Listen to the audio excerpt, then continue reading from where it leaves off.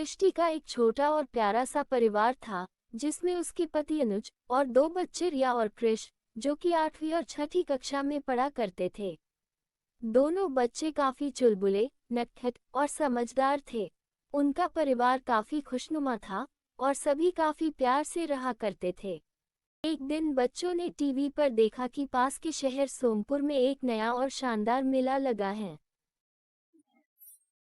माँ, सुना है अपने बगल के शहर में एक बहुत अच्छा मेला लगा है। कौन सा शहर बेटा? माँ, अपने बगल वाले शहर सोमपुर। अच्छा, सोनपुर। मैंने भी सुना है वहाँ के मंदिरों के बारे में। लोग कहते हैं कि वहाँ का हनुमान मंदिर काफी अद्भुत है। तो प्लान फिक्स, अब हम वहीं जाएंगे। अभी कहाँ प्लान फिक्स मेरे बच्चों? शाम को जब तुम लोग के पापा आएंगे तब उनसे भी तो डिस्कस कर लूं। शाम को अनुज के आते ही बच्चों ने उसे घेर लिया और जिद करने लगे। पापा पापा, अगले वीकेंड बगल के शहर सोमपुर चलते हैं। वहाँ बहुत अच्छा मेला लगा और माँ भी कह रही थी कि वहाँ एक हनुमान जी का मंदिर है जो कि बहुत अद्भुत है। हाँ हाँ, अपने बच्चों और धर्मपत्नी की बात मैं कभी टाल सकता हूँ। चलो, जरूर चलेंगे। फिर क्या था, पूरा परिवार अगले वीकेंड सोमपुर जाने की तैयारी में लग गया। सभी 7 बजे निकल गए, ये सोचकर कि 11 बजे तक होटल पहुंच वहां चेक इन कर वही डिनर करेंगे, लेकिन रास्ते पर ट्रैफिक के कारणवश काफी देर हो गई। अरे यार, कहाँ फंस गए? हमें और पहले निकलना चाहिए था। Oh no. सुनिए, वहाँ साइड में एक रोड जाते हुए दिख रहा है।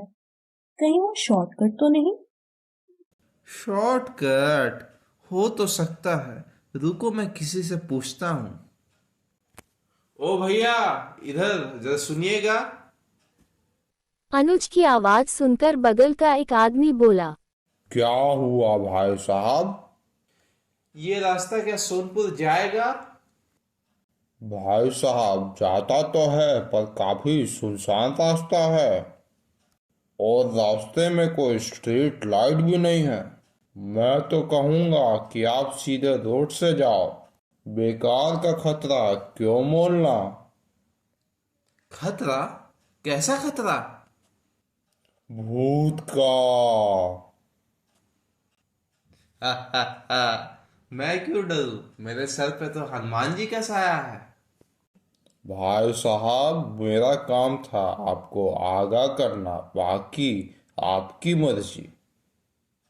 ट्रैफिक से परेशान अनुज सोच विचार करता है। यहीं से चला जाता हूँ, शॉर्टकट भी है और ट्रैफिक भी नहीं होगा। लेकिन वो आदमी कह रहा था कि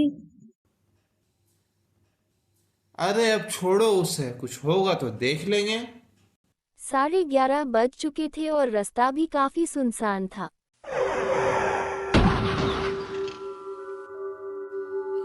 अरे अब इस गाड़ी को क्या हुआ? इसे भी अभी ही खराब होना था।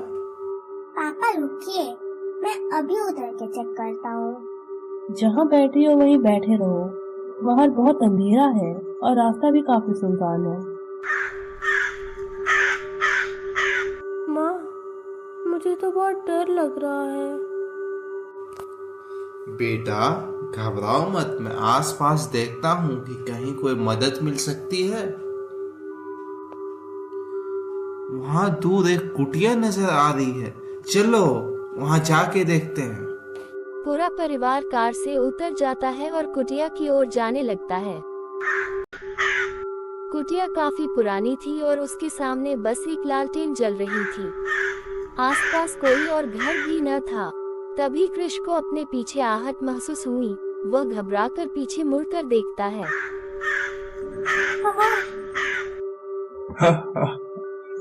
अरे घबराओ मत बेटा, मैं कोई भूत नहीं हूँ। मैं तो इस कुटिया का मालिक हूँ। वैसे तुम लोग कौन हो? यहाँ कभी देखा नहीं। इतनी रात गए यहाँ अकेले ऐसी अनजान जगह पर क्या कर रहे हो? अरे चाचा जी प्रणाम। वो हम सोनपुर जा रहे थे। रास्ते में हमारी गाड़ी खराब हो गई है, इसीलिए हम आपसे मदद के लिए आए हैं।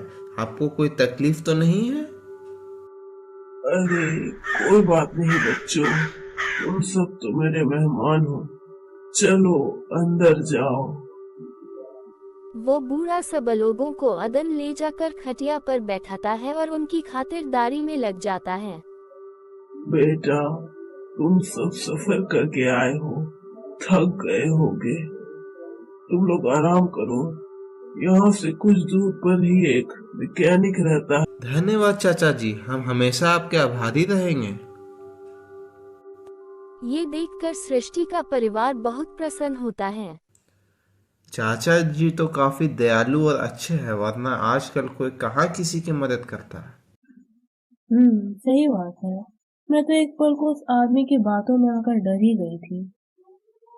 तभी रिया को बाहर खिड़की के तरफ से एक साया नजर आता है।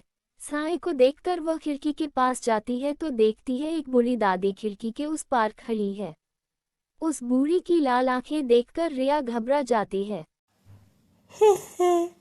देख क्या रही हो बेटी? मैं बूढ़े बाबा की पत्नी बाहर ताज़ी हवा खाने गई थी। रास्ते में मुझे मेरे पति मिले थे।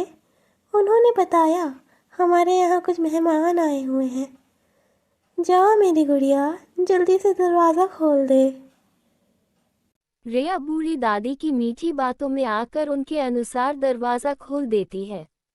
बूढ़ी के अंदर आते ही वह सबको बताती है कि यह बूढ़ी दादी बूढ़े दादा की पत्नी है।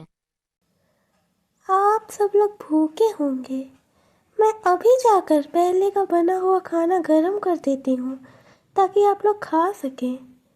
सुना है आप किसी और शहर से आए हैं, इस जगह के बारे में कोई खबर नहीं आप लोगों को। हा हा हा। धन्यवाद अम्मा, पर आप अकेले क्यों तकलीफ करेंगी? मैं आपकी मदद कर देती हूँ। नहीं नहीं, आप लोग मेहमान हैं हमारे, आप आराम करें, तब तक मैं बढ़िया सा नाश्ता बना देती हूँ आपके लिए।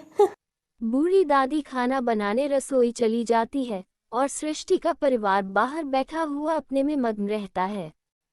तभी थोड़ी देर बाद बूढ़े बाबा वापस आ जाते हैं। मैंने मैकेनिक को आपकी कार दिखा दी है, वो 1 घंटे में उसे ठीक कर देगा।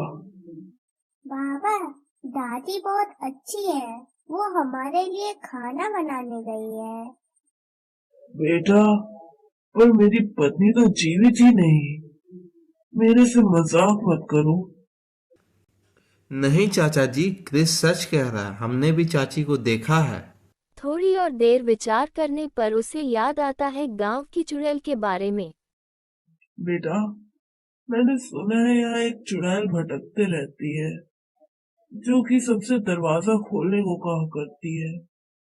एक बार दरवाजा खोलने पर वो अंदर आ जाए तो जहर वाला खाना बनाकर सबको खिला के मार देती है। इतने में चुड़ैल अपने असली रूप में रसोई से बाहर आ जाती है। तो तुम लोगों को पता चल गया। कोई बात नहीं, जल्दी आओ मेरे बच्चों, नहीं तो खाना ठंडा हो जाएगा। चुड़ैल का भयानक रूप देखकर सब लोग पीछे हटने लगते हैं।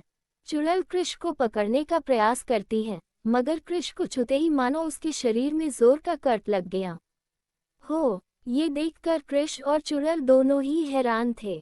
कृष ने ध्यान से देखा कि उसकी कलाई पर हनुमान जी का ब्रेसलेट बंधा हुआ, जो कि उसके नाना जी ने बांधा था। इसके साथ उसे नाना जी की कही हुई बात याद आई। याद रखना बेटा, भूत पिचास निकट नहीं आवे, महावीर जब नाम सुनावे। ये ब्रेसलेट कभी मत उतारना, जब कोई तुम्हारे साथ नहीं होगा तब हनुमान जी तुम्हारे साथ होंगे। फिर क्या था, कृष्ण ने हनुमान चालीसा का जाप शुरू कर दिया। हनुमान चालीसा सुनकर चुड़ैल चीखने और तड़पने लगी।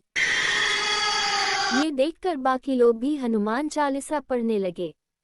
चुड़ैल के गायब होते ही सब लोगों ने राहत की सांस ली और कृष की बहादुरी की प्रशंसा करी।